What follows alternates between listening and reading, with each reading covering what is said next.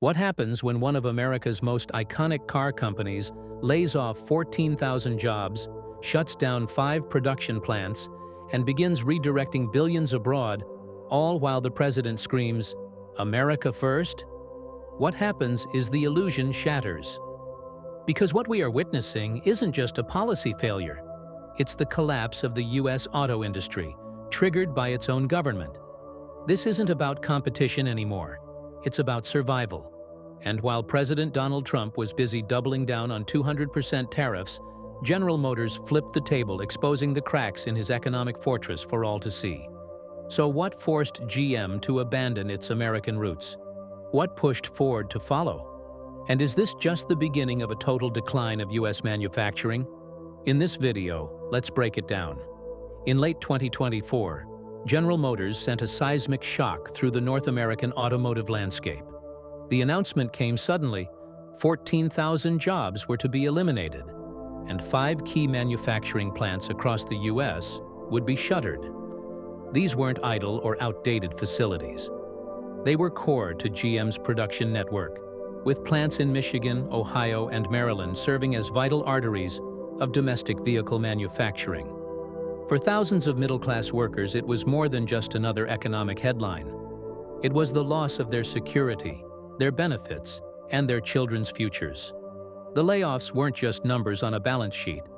They were the disintegration of entire communities built around these plants for generations.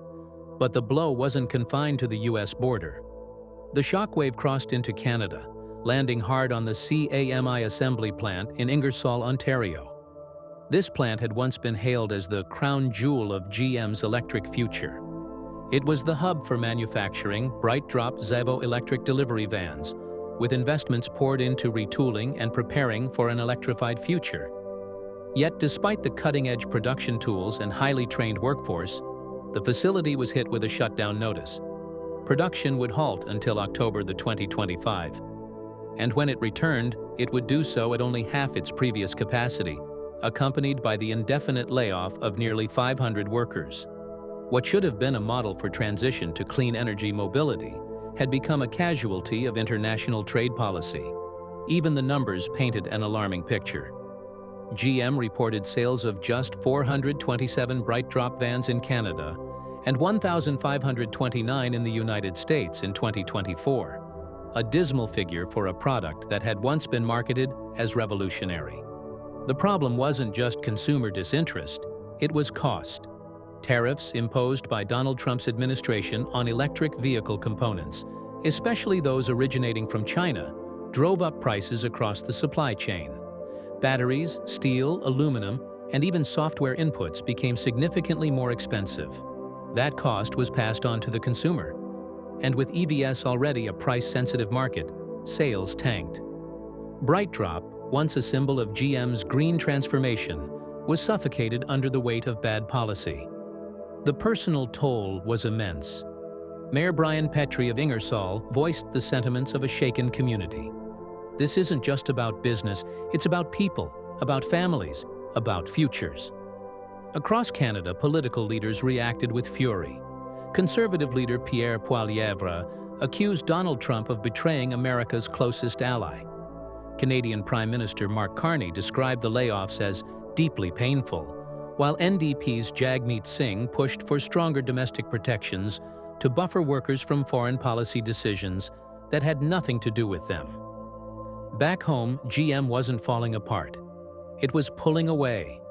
As Washington doubled down on its America First policy, slapping a staggering 200% tariff on foreign-made EVs, GM pivoted harder toward its international portfolio. In 2024, the company generated over $32 billion in non-US revenue. While the White House tried to enforce loyalty through economic nationalism, GM quietly chose sustainability and survival over patriotism. And in doing so, it exposed the fatal flaw in Trump's strategy. Tariffs meant to protect American industry had become tools of its destruction. They choked supply chains, invited retaliation from allies, and made domestic production uncompetitive. For American consumers, the effects were immediate.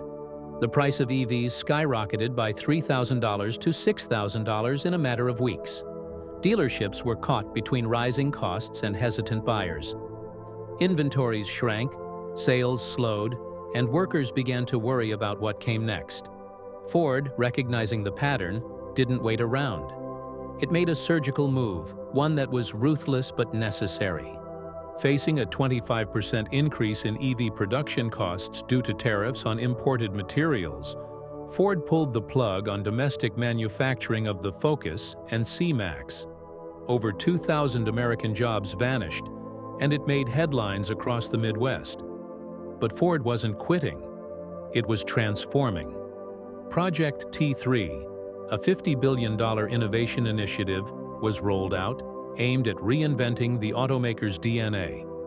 Before we continue further, tell us, are you enjoying the video? If yes, please like and share the video and subscribe to our channel to watch more videos on the latest news stories on geopolitics, economics, and current affairs impacting your lives.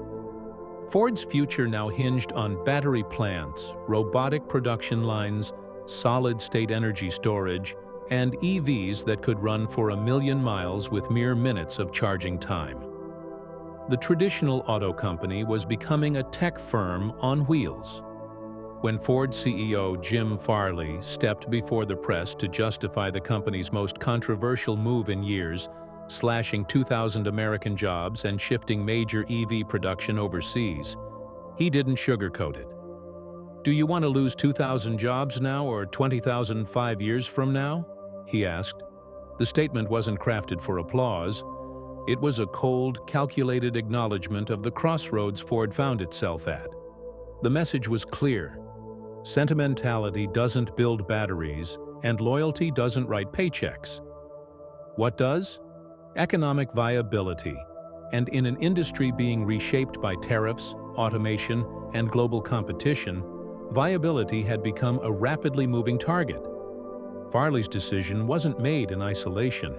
The auto industry was bleeding from both ends, crippled by supply chain disruptions, skyrocketing material costs, and policy whiplash out of Washington. Tariffs on steel, aluminum, and crucial EV components like lithium and cobalt had inflated production costs by double digits. Domestic manufacturing, once the pride of American industry, was fast becoming a financial trap.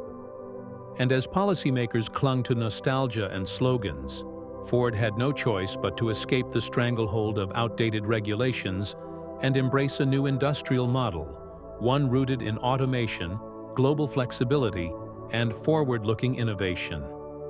The company's pivot is embodied in its $50 billion Project T3 overhaul. At its core, this initiative is not just about building better cars. It's about creating a new production civilization. New plants powered by renewable energy, robotic arms handling 90% of assembly, solid-state battery research advancing rapidly, and EVs being engineered to run for over 1,000,000 miles. The future Ford is building doesn't need factory towns. It needs data engineers, battery chemists, and cloud-integrated logistics. The company is transforming from a hardware manufacturer into a high-tech, mobility-focused ecosystem. And crucially, it's doing this without waiting for political permission.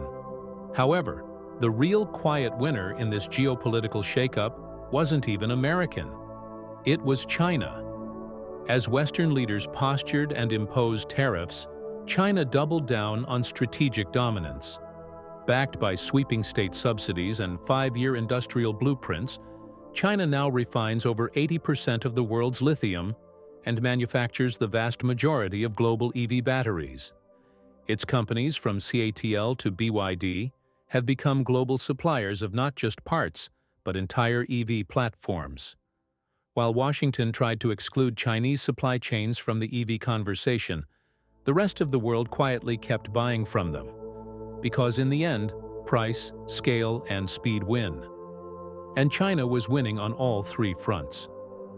Ironically, the very tariffs that were supposed to isolate Beijing's influence ended up pushing American manufacturers closer to collapse, and handing China a competitive advantage. As costs in the US rose and factory floors fell silent, Chinese exports flooded emerging markets with affordable, reliable EVs. African nations, Southeast Asia, and even European states began striking deals with Chinese battery firms. The dream of American EV supremacy, propped up by tough talk and protectionist policies, was rapidly turning into a fantasy. Then came Japan's answer, a move that rattled global financial markets. In response to being lumped into Trump's tariff regime, Tokyo hinted at dumping $1.7 trillion in U.S. Treasury bonds in a single coordinated move. The result? Financial carnage. Bond yields soared, the dollar weakened, and Wall Street wiped away over $5 trillion in market value in less than a month. The message was unmistakable. America is no longer a safe bet. What began as a protectionist crusade had now morphed into a full-blown economic backlash, with former allies turning against the very system they once supported. Europe wasn't far behind. The European Union struck back with a 25% tariff on U.S. imports, hitting everything from agriculture to tech. Prices for European goods in the U.S. spiked, with BMWs, Volkswagens, even luxury cheeses and meats becoming significantly more expensive. American companies, already struggling with higher input costs, now faced additional tariffs when exporting goods back to the EU. It was a multi-layered disaster. Far from protecting the American worker, Trump's trade war had become an economic noose tightening around their livelihoods. Back in Canada, the CAMI assembly plant became a symbol of everything that had gone wrong. The closure wasn't just about numbers. It was a wound in the heart of the community. Nearly 500 workers, many of them with decades of experience, were left with nothing but uncertainty. Union leaders like Mike Van Boekel of Unifor spoke of betrayal, of promises broken, and of opportunities lost. The bright drop EV vans were the future. But in the current climate, that future had no place to land. Stellantis's Windsor plant echoed the same pattern. Tariffs had made domestic production unviable, and shutdowns became inevitable. Governments promised aid. Politicians issued statements. But none of it stopped the dominoes from falling. The workers suffered, the companies adapted, and the governments blamed each other. This is the truth. The so-called America First strategy hasn't protected American industry. It has destabilized it. GM and Ford didn't run. They made rational decisions in an irrational climate. They understood that the future doesn't wait for slogans. And while the White House clings to outdated economic models, the rest of the world is evolving in real time. The layoffs, the plant closures, the international retaliation. These are not isolated stories. They are symptoms of a deeper illness, a refusal to adapt in a world that is moving forward with or without American participation. So the question isn't whether the U.S. auto industry can be saved. The question is, can it even survive the people claiming to protect it? What do you think? Are Trump's tariffs hurting the American economy more than his supposed enemies? Isn't it true that all this tariff was to distract and ensure Trump is remembered as a great president, but it has failed? In the comment section below, share your thoughts on when you think Trump will finally surrender and stop the tariff war. Do you want to watch more videos like this one? If yes, subscribe to our channel and press the bell icon next to it. We bring the latest news stories on geopolitics, economics, changing world order, and current affairs. Things you need to stay informed. Thanks for watching, and until the next video, stay tuned.